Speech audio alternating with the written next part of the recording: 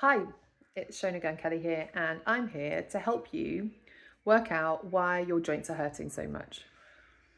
So, having had a long history with hypermobility and understanding my body as a chiropractor and a Pilates instructor, kinesiologist, using energy work and muscle relaxing techniques, my dog is determined to get into the video, so I'm just going to open the door for them to get outside, and then they'll come in 2 minutes because that's what they do.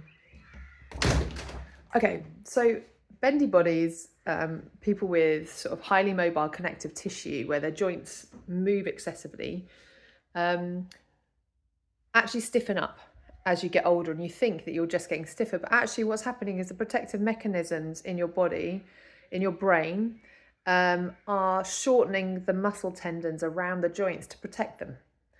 And so what you used to be able to do when you were younger, you can no longer do. And what most people will do is then try and really overstretch those muscles. They'll try and push them.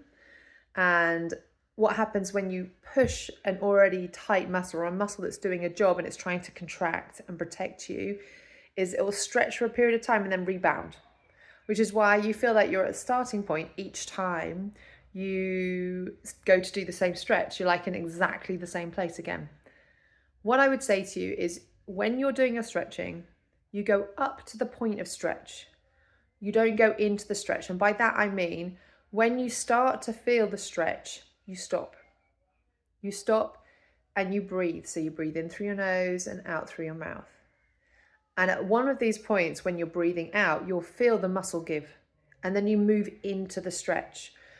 But what you're trying to do is you're trying to get on side with your brain. You're trying to help your brain understand that you're on its side. When you're pushing and pushing to stretch a muscle that is doing a protective job for you, your brain doesn't believe that you're there to help. It believes you're there to make things worse. Whereas if you go up to the point of stretch, you hold it, you breathe in that position. When you're doing your in and out breath, you're accessing your sympathetic nervous system, and that is downgrading the anxiety your body has over that stretch. And it may be that the joint is absolutely fine, but your brain has programmed itself to stop at that point just in case. So you start your breathing and you start to feel that muscle relax, and you go up to the next barrier and you wait and you breathe.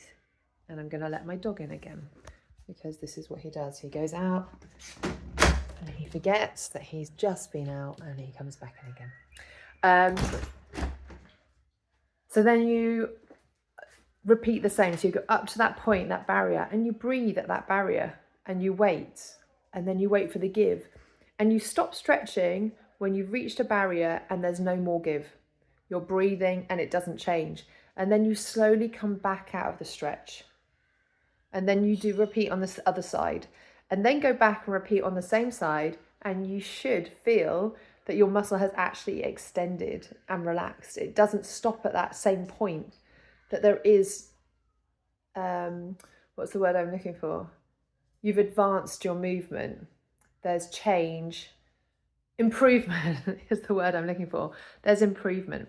So try that next time you're stretching. If you've been really bendy and you've got really stiff as you've got older, try and tell your brain that you're on its side.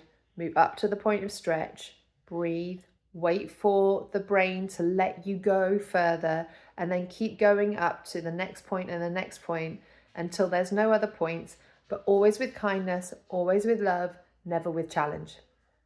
Okay.